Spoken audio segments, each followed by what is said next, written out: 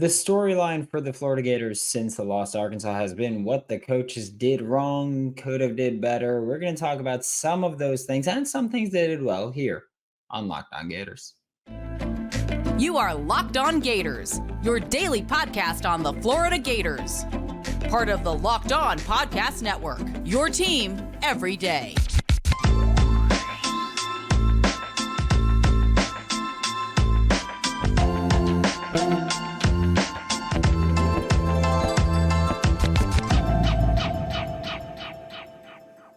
Hello and welcome back to another episode of Locked On Gators, part of the Locked On Podcast Network, your team every day. Thanks for making Locked On Gators your first listen of the day. We are available daily and free wherever you listen to podcasts. Happy Tuesday. I'm Brandon Olsen. Find me on Twitter at WNS_Brandon. Find all my written work with the whole nine sports, Giants Country, NFL 33.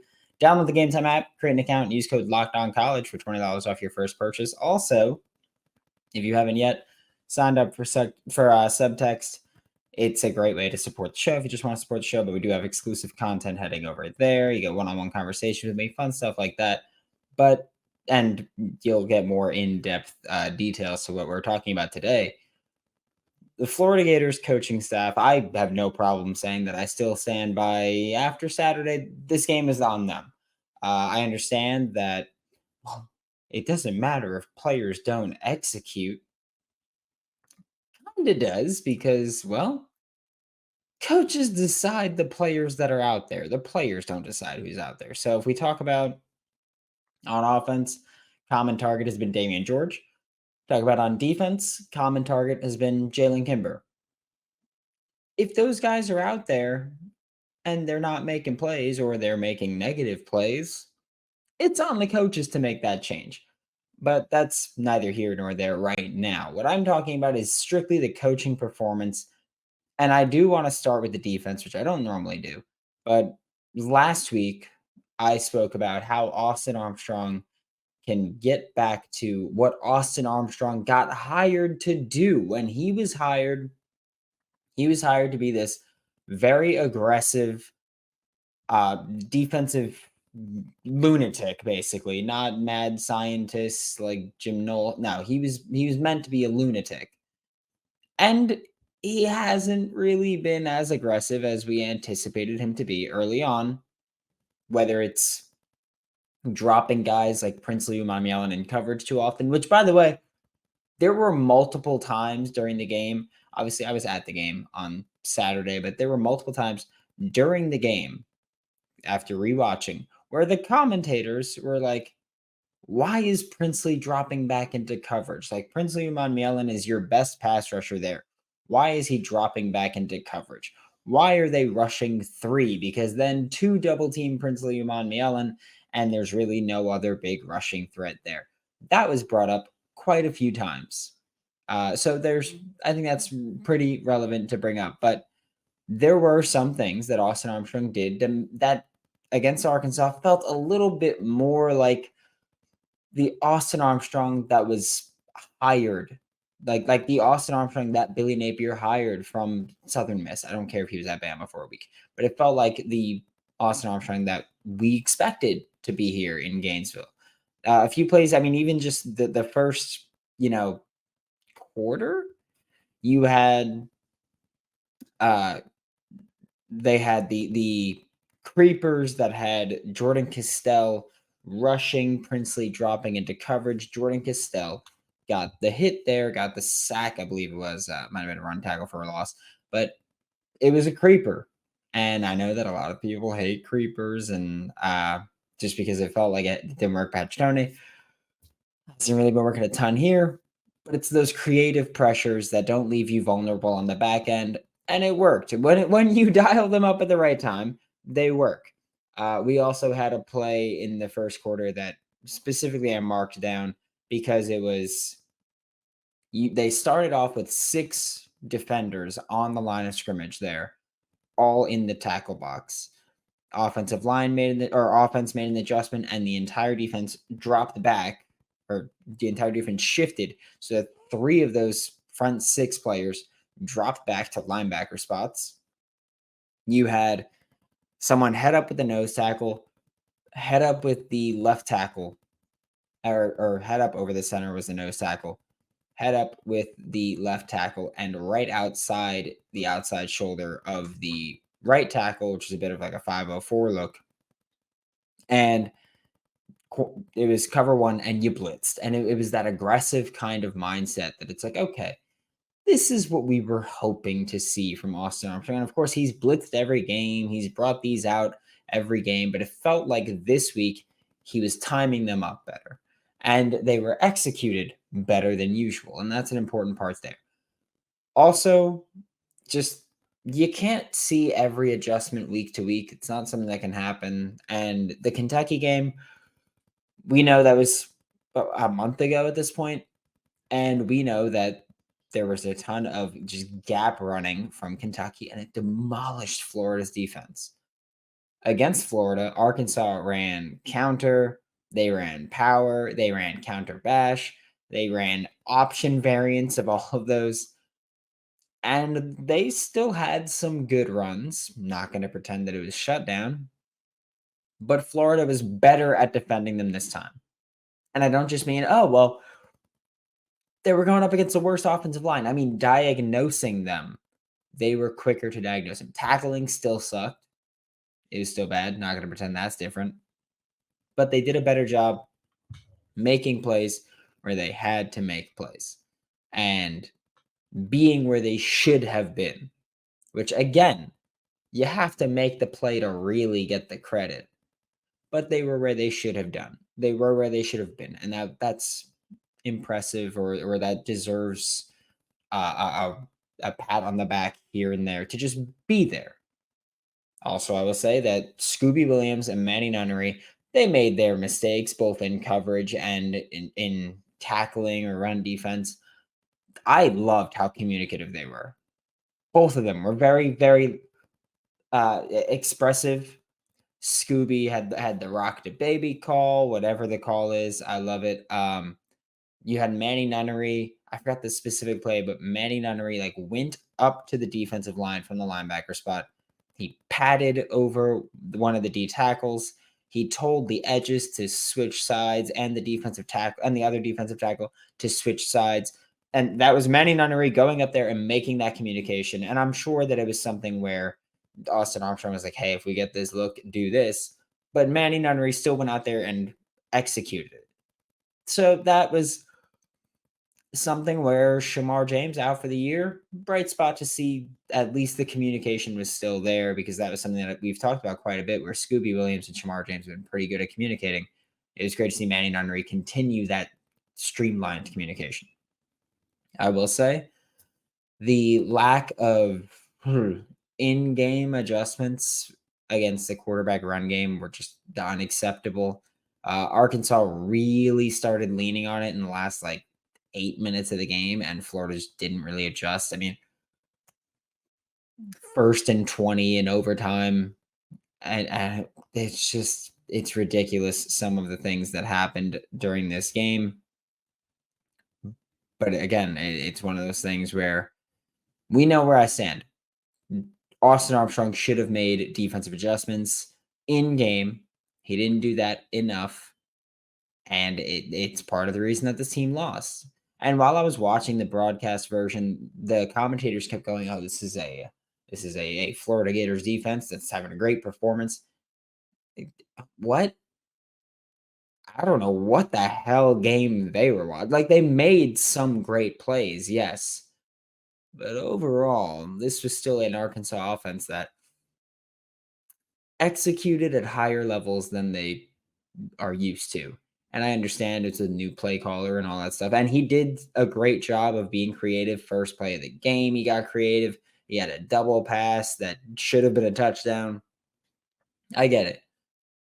This is not a great performance by the Florida Gators defense. It was, again, a more aggressive performance, and it was a better performance than we've been seeing, but it was not great by any stretch of the word or any stretch of the imagination. And the offense similarly made adjustments, made some improvements, but also, kind of pissed you off at a bunch of times. And we'll talk about that in a second. Before we talk about that, You can score early this NFL season with FanDuel, America's #1 sportsbook. And right now, new customers get $150 in bonus bets after winning any $5 money line bet. That's $150 if your team wins. If you've been thinking about joining FanDuel, there is no better time to get in on the action than right freaking now. Like I had some bets for Monday Night Football. Some hit, some didn't. That's how it goes. I did bet on the Florida Gators to win their game yesterday against Loyola. That did happen. We'll talk about that game in a bit. Greg Zuerlein over 5.5 points kicking. Tuli Tuipulotu getting a sack. He ended up having 2, I believe, against the Jets. I'm saying free money. Visit FanDuel.com/lockedon. Kick off the NFL season. Remember that FanDuel is an official partner of the NFL. Thanks again for making Locked On Gators your first listen of the day every day. We are available daily and free wherever you listen to podcasts. And talking about this offense, there were adjustments made that I loved. We could talk about finally getting Trevor Etienne involved a little bit more in the passing game. Wasn't a ton. He had 2 targets or 2 catches. Wasn't a ton, but he got involved a bit. Montrell Johnson looked better in the passing game. However, I will say that I need to give credit to both of them, both Trevor Etienne and Montrell Johnson. I understand everyone just give Etienne the ball exclusively because that'll work. I get it. But both Montrell Johnson and Trevor Etienne had very good games as pass blockers. And that's not the sexy thing. But here's the part where you need to understand one of the reasons I care so much about running backs in pass pro. Having a running back that can operate in pass protection means that you can have more guys running routes. Okay? You can have guys running deeper routes. You can do that. Or do we get that? We saw it a few times against Arkansas, Florida, trying to push the ball vertically downfield. We saw it with Ricky Pearsall a couple of times. We saw Khalil Jackson get targeted deep.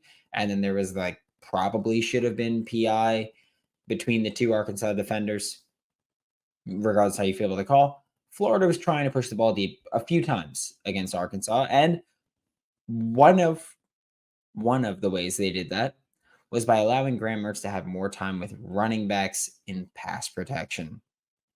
We saw it happen a bit. Trevor Etienne again looked great doing it. Montrell had I remember there was one rep from Montrell that I was like, okay, that was like that was a genuinely great rep.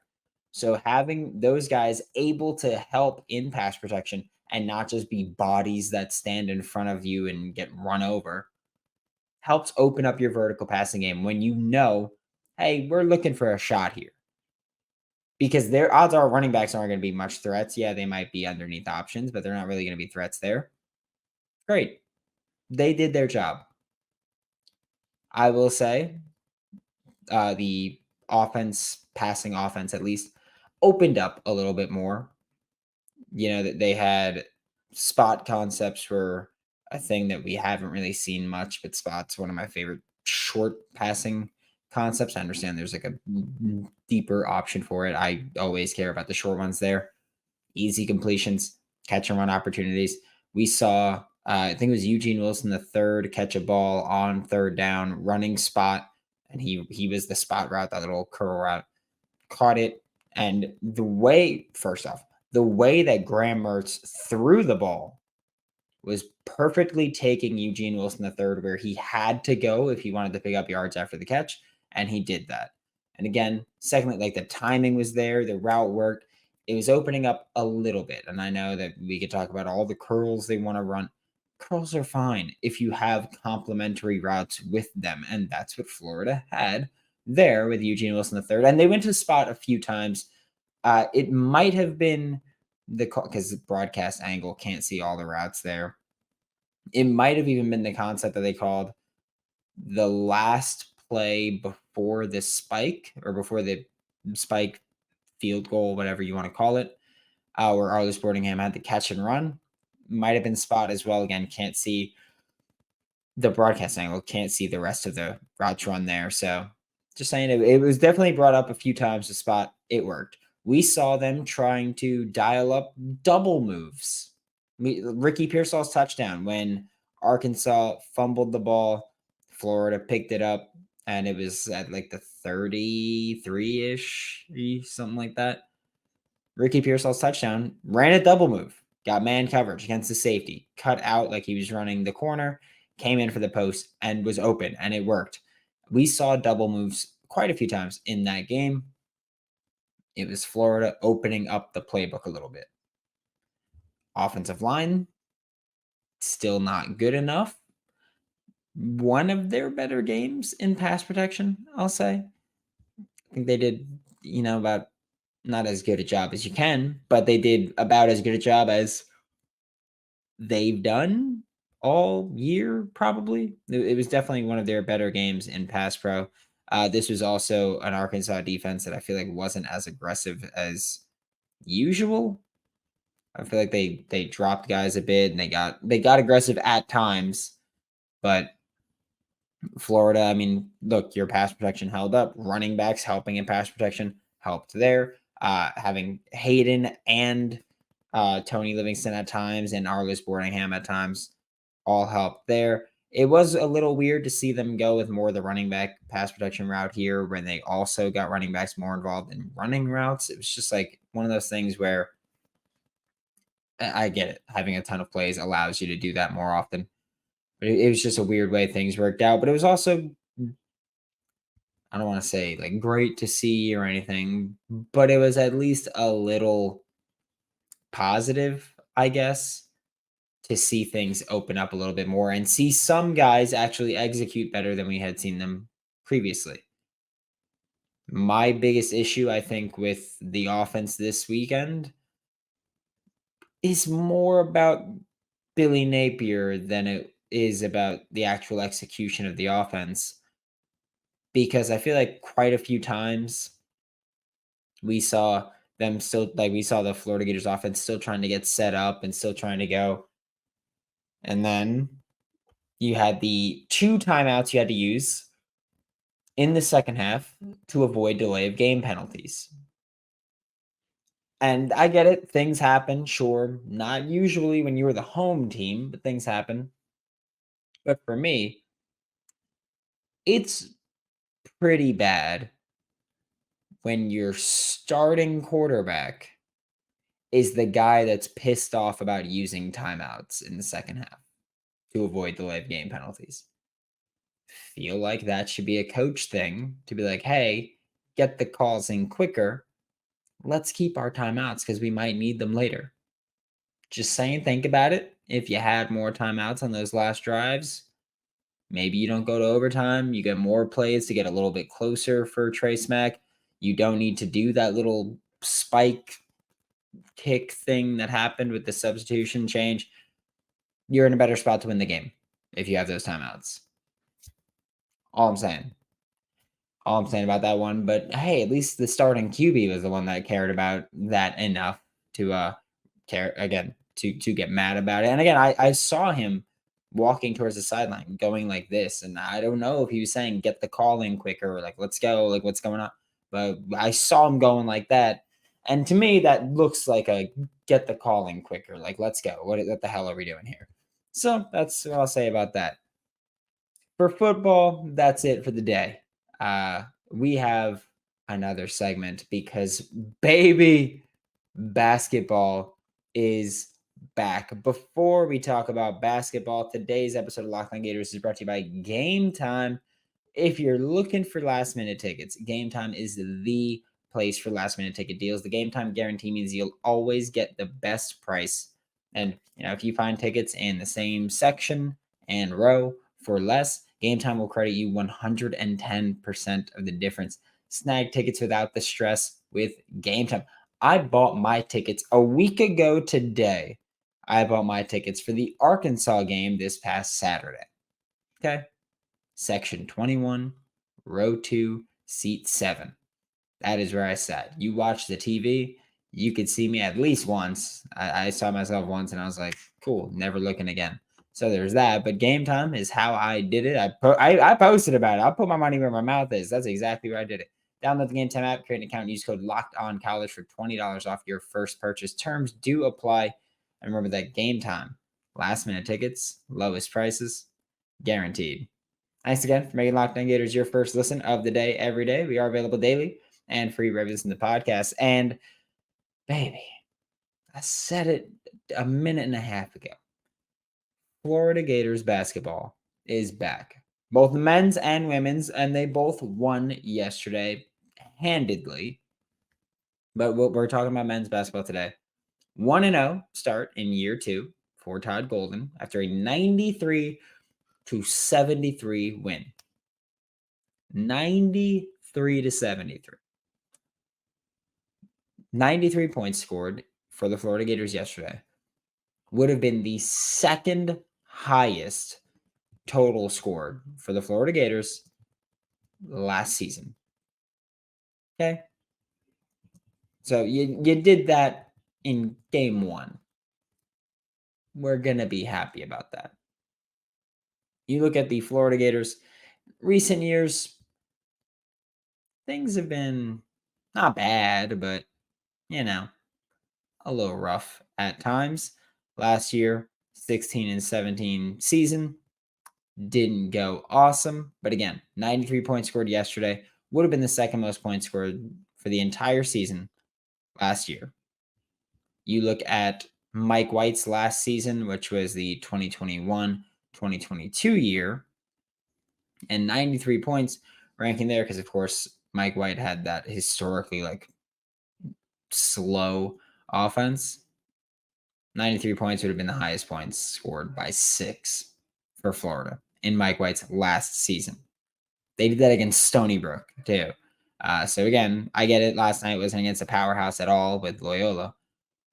But you got the job done. You did it. 93 also would have been the most points that Mike White's team scored in 2020-2021. You're sensing a trend. High-octane offense compared to the Mike White days. And, again, I think last year the most points scored for Florida was 102. Probably going to top that. I feel pretty good about saying that they're going to top that at some point this year because even last night there were some lulls at certain points. I do need to say that I'm a little torn on how good the defense was last night because there were certain points where they were completely dominant. Some points where they weren't. But I mean, like starting off the game was one of the most dominant stretches that I've ever seen at any level of the sport. Okay. Florida started the game on a 16-0 run. 16-0. Loyola didn't score until we were 6 minutes and 12 seconds into the game. 13:48 remaining in the first half is when Loyola scored their first bucket. At the time, they were 0 for 5 shooting with 5 turnovers. It's not like they were just chucking bad shots. They were turning the ball over, and Florida was taking the ball away. It wasn't just like, oh, stupid foul, stupid turnover, stupid whatever. No, it was that Florida was taking the ball away. And it was just awesome to see this team show up offensively. You look at Micah Handleton, had a great debut for the Florida Gators. You look at Riley, Riley Kugel looked like the superstar that we've been expecting him to be. And I realize that sounds like I'm being aggressive. I promise you, there was nothing in that was like, oh, he's been underperforming at all because Riley Kugel has been awesome since late in the season last year. But against Loyola, he had 23 points, 4 assists, 3 rebounds, 6 steals. 6. Fantastic performance for Riley Kugel. Just all around. You look at Tyrese Samuel, 15 points, 8 rebounds, 3 assists. Walter Clayton, 9 points, 8 rebounds, 5 assists, 3 steals. There was a point where he had it was 7, 5, and 5 and we were still relatively early in the second half, and I was just like, it probably won't happen because this game's out of hand already. But how cool would it be if he just like went off and had a triple double in his first game with the Florida Gators, and he was like, because he's a Florida kid and there's so much hype around him. I was like, how cool would it be if he just showed up and freaking did it? Didn't, but it would have been awesome. Alex Condon had like two of his first possessions on the court drain threes, and I was convinced that he was about to go off for 70. He didn't, but yeah, I was convinced. But I mean, this was just a great performance for the Florida Gators, and I get it. It was the first game of the season. I get it. It was against Loyola. Couple things about that. One, we're gonna be happy. Like, we're gonna celebrate wins. I don't care who they're against. You celebrate wins if they're good wins. Great. Two, I know that it's a one game and it's a small sample size, and that we'll see how things go with a larger sample size. Early on, this team looks like they have talent at the top. You look at the Riley Kugels, the Micah Hanglotons, the Walter Clayton Juniors. You look at them, and then you look at them potentially having the depth to go, what, 9 deep of players that are getting consistent playing time. I take that. I'll take that almost every single day. Okay. Like that's something I will take all the time. So having a team that at the top looks like they're good and can go 9 deep rotation wise, probably more realistically 8 to 9 deep. That looks like a team that you can win a lot of games with, right? And we'll see what happens if injuries pile up or inevitably when someone gets hurt at some point. We'll see how that shakes things up. This is a team that I'm not saying is going to make a run. Like I said, my expectation is making the national tournament. You could do that. I would be very happy. And if yesterday was a sign of anything this team can do, it's that I know they could put up points, and I know that for at least stretches of time, they can play suffocating defense, which is all you need sometimes. Thanks for making Locked On Gators your first listen of the day. Every day, we are available daily and free wherever you listen to the podcast. We'll be back tomorrow, talk more Florida Gators football. Hayden Hanson joining us as he does every Wednesday for Locked On Gators. I'm Brandon Olsen. Don't forget to follow me on Twitter at WNS_Brandon. Find all my written work with Whole Nine Sports, Giants, Country, NFL 33, and I'll see you all tomorrow.